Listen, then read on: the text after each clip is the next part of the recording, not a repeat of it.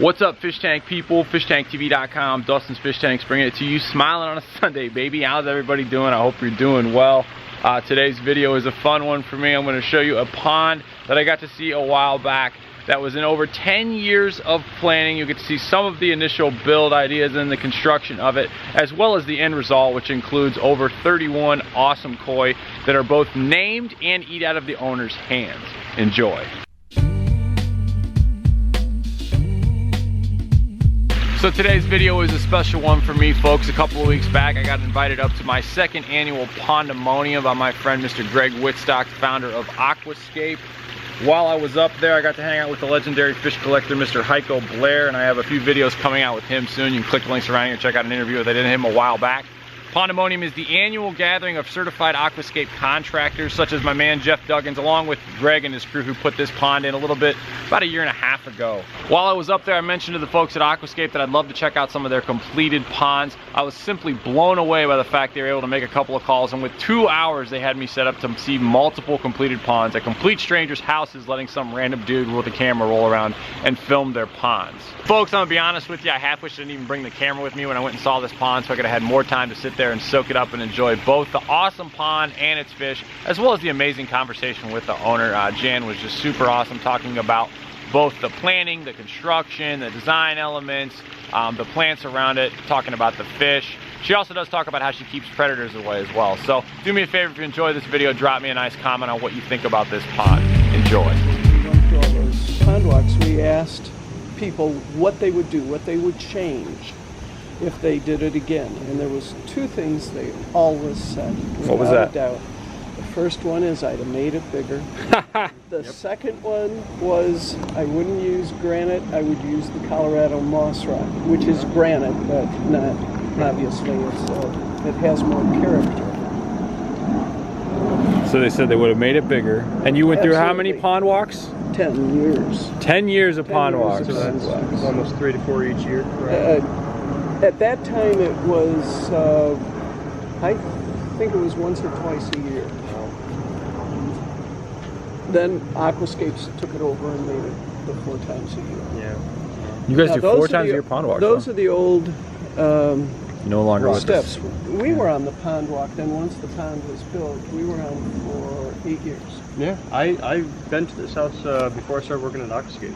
Yeah, when I pulled up, I recognized it. These rocks you just talked about them, so I want to make sure I got that right. So they have more color? They're what's the... No, the ones that were replaced? No, the ones that you said, make sure, there was one of the two things that people said to do. Colorado moss rock. And what's the difference? What is that rock? This is a Colorado moss rock. Okay. All right. As are all the big ones. We also have sandstone. There's an Arkansas sandstone straight across with the lichen on it. Gotcha. That's an Arkansas sandstone, and the ones up on top of the falls are. Then we picked the quarries for the limestone for the patios. You didn't see the big fire pit over there, but the small fire pit seats 6 and the big one. Oh, I saw one of 2. Okay. Yeah, if you'd like to walk over there. We'll do that. The rocks. The Colorado moss rock has character, and I picked out every single one personally. That's fantastic. Because they're so damn expensive. And when my brother, who lives in Colorado in Boulder, I told him about it, and he said, "Jan, wouldn't it have just been cheaper to move out here?" And I said, "Yeah, but." So, and what they've done with them, because they are expensive, and you have to think about the weight and also the size for your gardening, is it's a little harder to see with all the... that darn plant growth of yours. Here. They'll take a rock that is flatter and low down, and they take and put it up on its end and match it in, and it gives the appearance of being a very large rock, when in fact it's shallow. Okay. That gives me more chance to plant. I am certified master gardener. Not that gives you a lot to do except answer the phones at the extension, but it's it's still. Well, no, your green thumb is highly apparent, ma'am. So you have opportunities to plant because of these rocks have more character and more curvature. They're shallow. Can you give me an example of that? Can you point out something like I see this fern is looking really good in there, and then you've got obviously some working in there. That area in what we call the island, because it is surrounded by water all around. It is. If we were to step up there, you'd see that the rocks are really only about 1.5 to 2 feet deep. Oh, okay. They appear much larger, but they aren't. And so we were able to plant the pine there, and of course the umbrella redbud. And these plants, everything you have here besides the umbrellas lives through the winter? Or do you take some in? Okay. No. Okay. I don't take any of those in. Wow. So you've got a nice little barrier there. Yeah. For all those people who say you can't keep plants with koi, you just have to do it strategically. Because it's a beautiful little baby sanke right there too, by the way. Some of your little babies that have come in here. Yeah. And actually, the little koi are freebies from Aquascapes.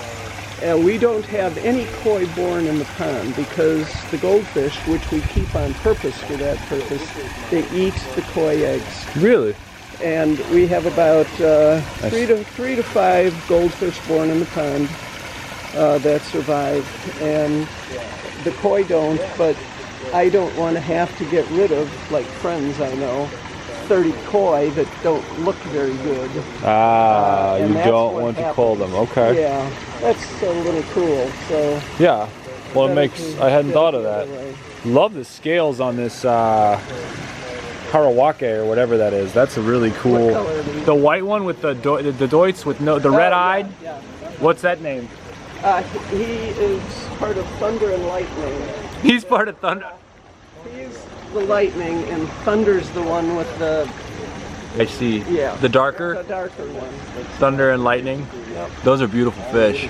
I mean, they're all beautiful, but I just am noticing the more I'm kind of checking them out.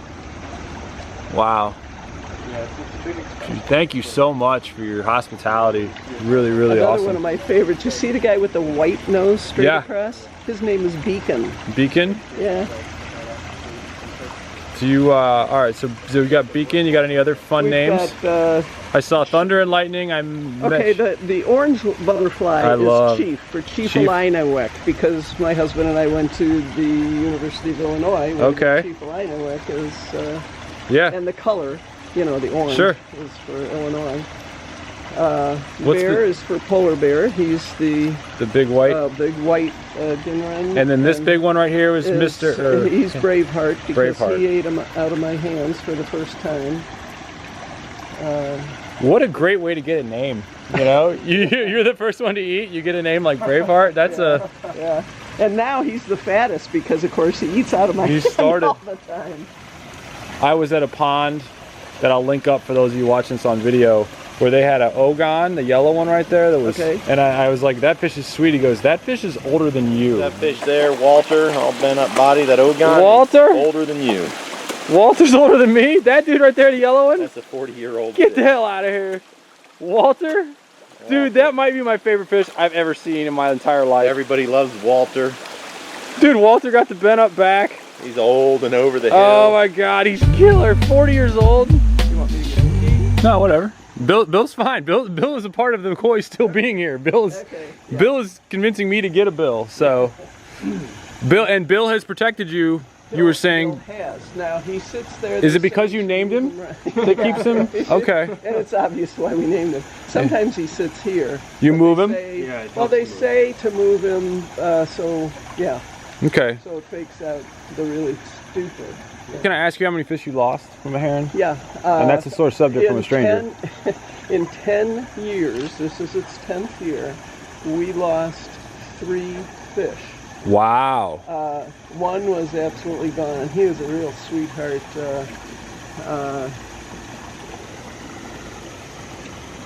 Shabunkin. And then this last year, what we had was he stabbed a fish and flipped it out. So we didn't see him, he didn't eat it, and he broke his swimming blade. Nah. So I put a keychain with a float on it to keep him upright, and I kept him alive for about 3 months. You kept him alive for 3 months with a keychain and a float? I'm impressed. Yeah. Well, you know, I love him. Yeah. And wasn't a very large fish then, right? It was a small? well, he was about this. Okay.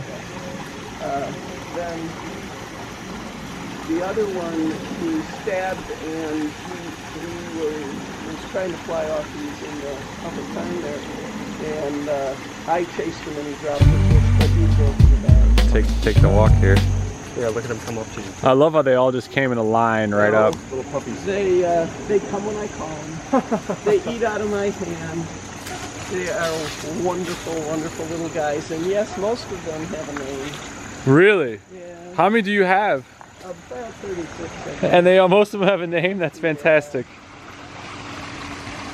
If you ever had time, you could come to my talk on Saturday afternoon about Aquarium. Oh, I'll make sure. You come see me and I'll make sure that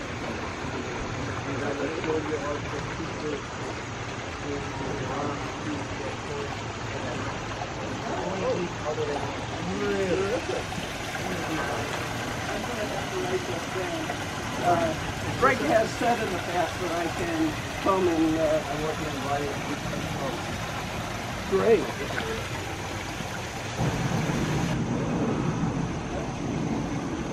We're going on a tour of Tuscany. Yeah, I live in Italy.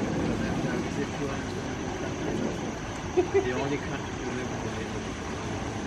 No second. In March we were in Japan. Really, you saw them in full flower? Full flowers for 3.5 weeks. That's wonderful. And when we got there, so when we left. And we just got back Friday from Iceland. Beautiful. And it Best time of the year. yes. It was absolutely gorgeous. You do the tour all around? Oh yeah, except not in the northern part. But up to where the Golden Triangle, and we went to the Western Islands.